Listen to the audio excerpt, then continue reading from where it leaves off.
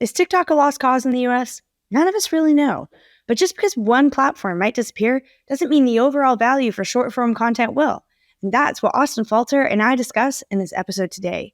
In addition to explaining the unique benefits short form content offers to businesses of all shapes and sizes, Austin also talks about the best formats to use and the patience required to see the results, especially if you're keeping things organic. So no, content is not just about whether you use TikTok or Instagram. It's about the language you use, the topics you cover, and most importantly, the audience you target. To top it off, Austin is a TEDx speaker, so his articulation is on point, and I can guarantee you won't be disappointed with what you hear in this episode. So let's dive in. Welcome to Popup Advice, the place where masters of entrepreneurship, leadership, and e-commerce reveal their secret tips and tricks for becoming the top dogs in their field. These candid conversations will give you exclusive strategies that turn your good idea into a great success. Let's dive in. And so, Austin, for those who aren't aware of who you are and what you do, maybe you could give us a quick synopsis of that. So I am a TikToker. It's kind of the long and short of it. I do TikTok marketing and that style of video across Instagram, Reels, YouTube Shorts, even video ads. It's that TikTok style content for clients.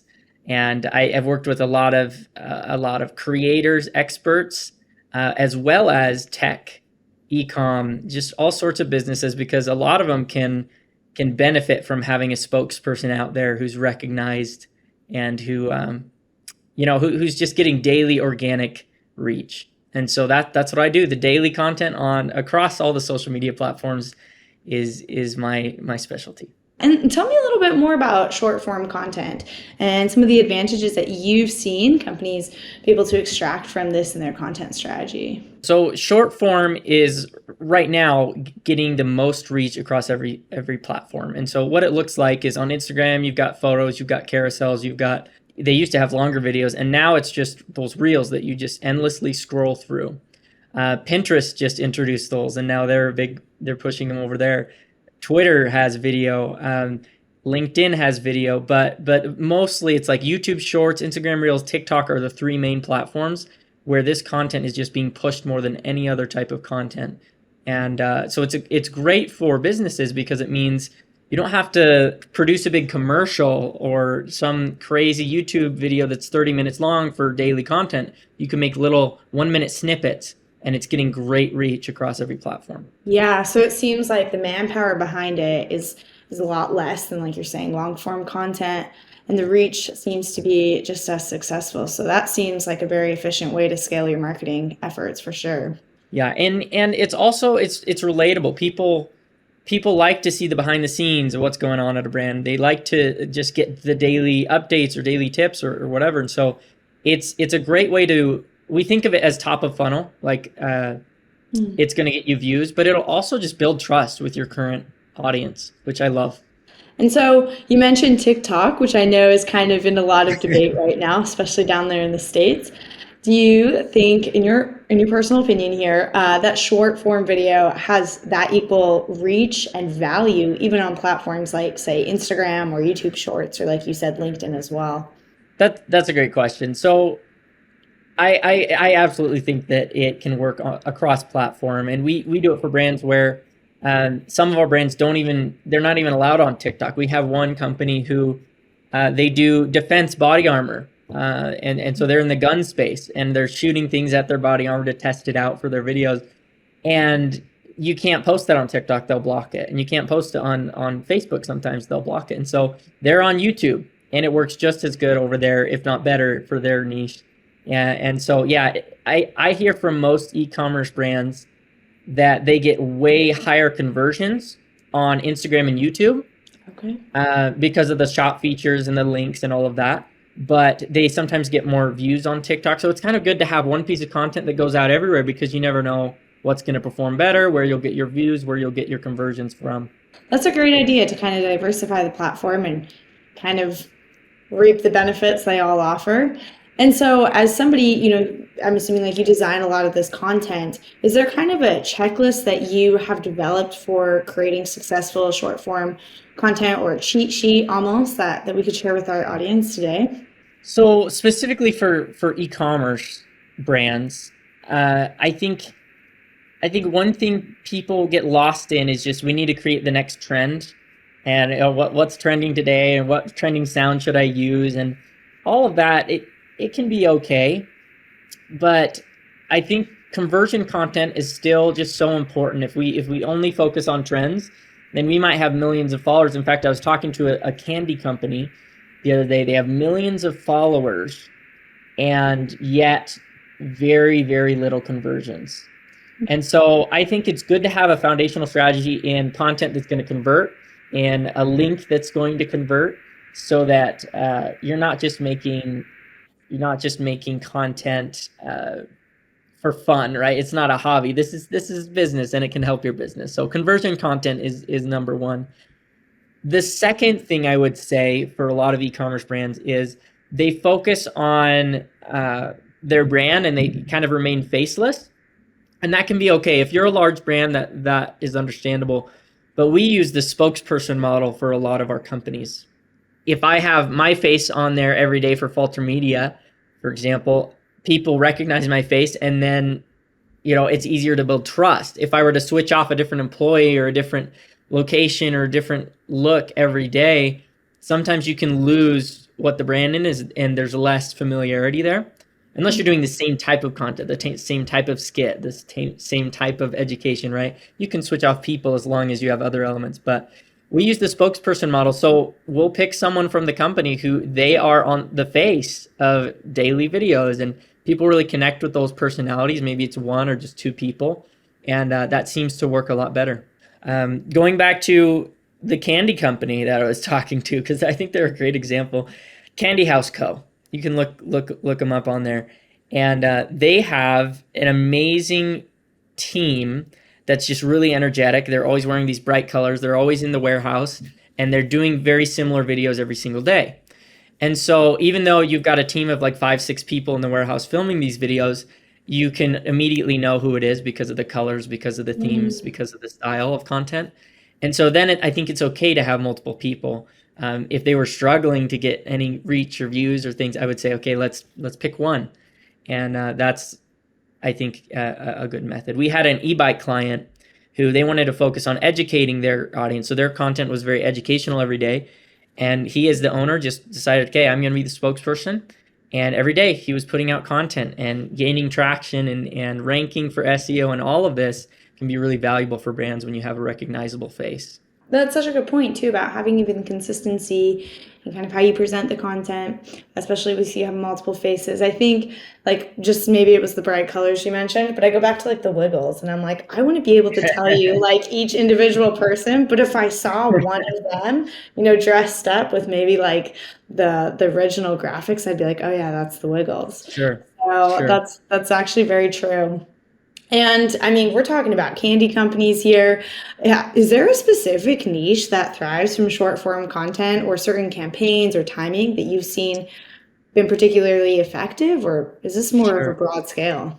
Yeah, this is fun. This is a fun question. So I think it depends. You can have multiple layers of this, but I'd say if you have a low ticket offer, something that's an impulse buy, that can be really helpful for a TikTok, because you can build all this these viral videos that go out to hundreds of thousands of people. But if you just send them to a website or your Shopify store and it's just a catalog, you're going to lose a lot of people. But if you have an offer that's specific to TikTok, that you can make specific to TikTok, say, hey, if you click our link, it's this offer, then I think it's helpful. So instead of sending them to your homepage where you're selling 50 different flavors of healthy dog treats, you send them to a landing page that's the same place you would send like an ad. You send an ad to a specific landing page. You don't send them to just a wide store. And it's the same thing with TikTok. If you want to convert, I would say make your content fun and then bring it to a specific offer. And low ticket offers are great because everyone can just impulse buy it. The other end of that is extremely high ticket offers also work really well. So in the middle, it can work. You just have to be really strategic. But the high ticket offers work well as far as the content goes, because they're a lot more likely to go viral when it's something that doesn't look like our daily lives. You look at a company like there's a Moon's Rare Books. They're here in Utah. They're a antique store, and they've got millions of views. They were going to go out of business during COVID, and then they got on TikTok, and now all of a sudden their business is better than ever because they share this rare book that just came in of C.S. Lewis or J.R.R. Tolkien or Harry Potter or something, stuff that people want to see, the author who signed it, and they want to see all this cool insider stuff. And our life just doesn't look like that. And if that gets 5 million views, you're going to get a couple millionaires in there who are viewing that content. And now all of a sudden they're your audience and they can buy that high ticket. So low ticket works great and extremely high ticket works great. They both have a little bit of a different strategy, but just have an offer tailored to your audience so that people click that link and they know exactly what they're getting. And this seems to integrate very nicely with the Popup platform itself, which is customized journeys, which would enable, an e-commerce business to essentially create an entire journey exclusive to whatever their target was through that TikTok campaign or so forth. And it makes sense. I mean, it really does make sense because I feel like with the low ticket, you're tapping into the impulse, the immediate buy, where there isn't much consideration, and the high ticket, it's kind of that novelty sell. So, as an e-commerce brand, we have many areas that marketing initiatives try to tackle. We have lead generation, brand awareness, sales and revenue. Of course, all of these all together. If you had to predict where short form content would have its most benefit, is there a place you would slot that in? A lot of people think top of funnel always, and I think it's most beneficial for the middle of funnel. And I could kind of explain, because you'll get views and that'll ebb and flow. Maybe one month you do really well and the next month it's a little slower, but you'll get organic views from posting content. Your best content you can take and run as ads, and that can get you top of funnel views. All of that is great. But what I find is so amazing about it is the level of trust that's built through short form, right? I'll hop on a sales call with a company who's never met me before. They've never spoken to me. And yet I hop on the call and they're like, oh yeah, in the video the other day you said this and that, and they're already sold on coming to me. I don't even have to sell them. The videos are the sales piece, and they are helping build the trust and the education and whatever it is with the audience. And so I really think that there's a power in brand building and in loyalty building that we don't talk about, which would be middle of funnel. It doesn't necessarily help you with the sale or help you with that new viewer every time, but the trust is always there regardless of if the views are. And then when you get good at creating views, it's definitely also a top funnel thing. We have going back to Safe Life Defense, we had a really cool month with them on YouTube this last month. Their channel grew 2,000% is what the analytics showed us, right? Wow. Which it sounds awesome, but really they just were stagnant. They had no momentum. They were sharing long form videos and a few other things, but the line just looked like this: a few thousand views every couple weeks. We got them to create a content system where they were posting shorts every day. And after 2 months of that, we saw this huge spike when all of a sudden, I think we got 9-10 million views in a week span. And it was because of that 2 months of being consistent about it.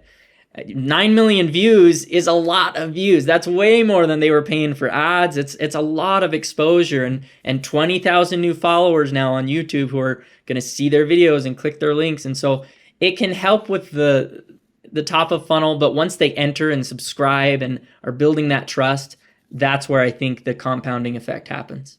Well, and here's a question from left field for you in regards to the compound and just the time investment. What have you seen kind of be that allocated time span of like, hey, you're going to be producing, you might not be necessarily seeing the results. Sure. What should a company kind of budget for that? It used to be on YouTube that you would need 2 years of really good content before you would pick up, right? And now with shorts, that the curve has shortened. But here's why: you need to be good at content before you can expect to get the results from it. And that's sometimes going to take time, especially if you're just doing it in-house and just figuring out on your own. Yeah. You're going to need 6 months to experiment and figure out what you do good, what you don't. And then the next 6 months, maybe you're growing a little bit, and then you're really investing more money. And so I would say commit to it for 2 years and just go crazy, because you could look back 2 years from now and just be like, we are the biggest brand on organic social media in our space. We have dominated our niche, and it really only does take a few years, but you have to be in it for that whole time. In a 3 month sprint, I've seen incredible results though. For people who have already figured out content, they just need to scale it up and do more of it. Safe Life Defense, we did that in 3 months, and they had incredible results. Elux, electric bikes, we did 3 months with their content, and already you can see their Instagram, YouTube, TikTok, it's reaching new people. And so, yeah, it really, in a few months, you can build your system, but I do think you need to be in it for the long term if you're going to invest a lot of money into organic. If you're not doing it for long term, just run ads. Just run ads for 3 months, right? And you can ensure that you'll get some results. So what's amazing is I could run ads for 3 months and I will get results, but the second I stop, that's when the link clicks stop, and that's when the traffic stops and all of that. But if I build a community, then next year it's going to be better than this year, and the year after that it's going to be better. And so I can build a community, I can build a brand, I can build trust, and that compounds year after year. Well, hey, Austin, just to wrap up here, you had one piece of advice specifically for those in our audience who own e-commerce brands trying to implement short form content, what would it be and why? My favorite thing to talk about, and people sometimes come after me and don't like it, systematize your content and focus on quantity over quality at first. Everyone's like, oh, you got to make quality videos. But here's the thing, if it takes you 3 hours to make a video, every day you're posting your next video, like, you're never going to do this. You're never going to get good or be motivated enough to do it. But if you can film 30 videos in one day and batch it and systematize it, figure out a way to do that, sure, your content might not be good at first, but you've learned the process of content creation. And when you get good at that, then you can think, okay, next month, what can I do to make these 30 videos better? And you just set that barrier of like, I need to have X amount of videos. I need to post X amount each week. Like, make your quantity goal first, grow into it, and then work on quality. And it does seem counterintuitive at times, but you really have to have the discipline and the skills of creating content down before you can hope to run the marathon right. Well, hey, Austin, I appreciate your time today. And for those who are hoping to connect with you, learn more about what you do, and maybe access your services, what's the best way for them to be in contact with you? Yeah, if you search Falter Media on any of the social media channels, you'll see my face. I'm the spokesperson for our brand, and you'll see all our links, all our resources. We've got free trainings, we've got downloads, we've got all sorts of stuff. So you can have a strategy call with me, agency work, any of that through my links on social. So just find me on there. Yeah, super appreciate your time, and thank you so much. Awesome. Thank you, Savannah.